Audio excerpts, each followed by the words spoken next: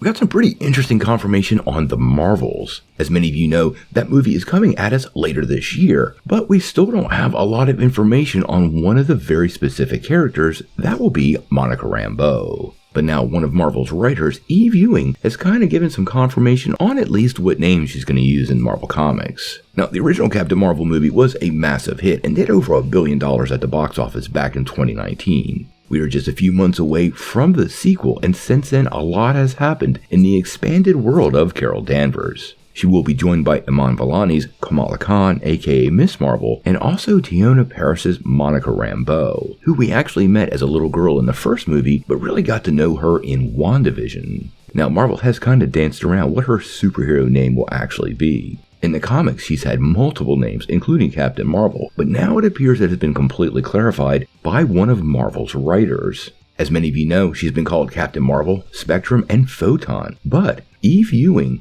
who's the writer on the upcoming Monica Rambeau Photon comic series, seems to have confirmed that she will indeed use the name Photon in the MCU. This is what she had to say. Keep in mind, comics worlds, as y'all know, the publishing side and the MCU do not communicate frequently, but we do sometimes. Let me put it this way, I'll tell you this, I did not choose for her to be called Photon in this comic. I'll tell you that, that's all I will say.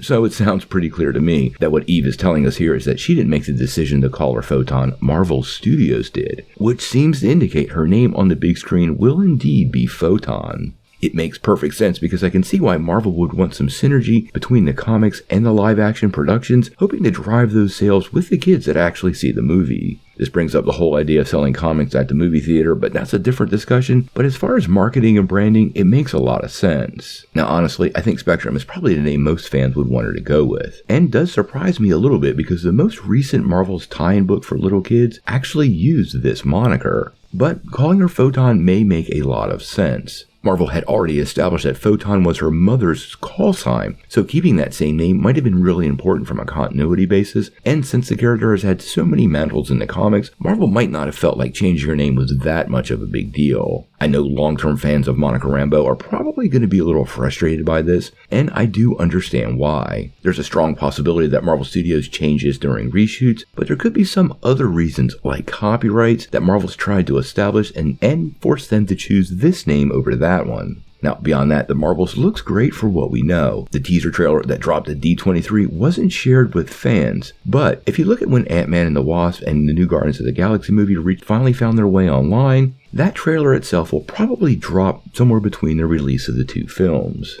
The future of the character in the MCU could go pretty far, and we may eventually even see her as a version of Captain Marvel, depending on where Marvel goes with all of this. But for right now, I think calling her Photon probably works, and lets her stand out a little bit from the rest of the Captain Marvel, quote-unquote, Marvel characters.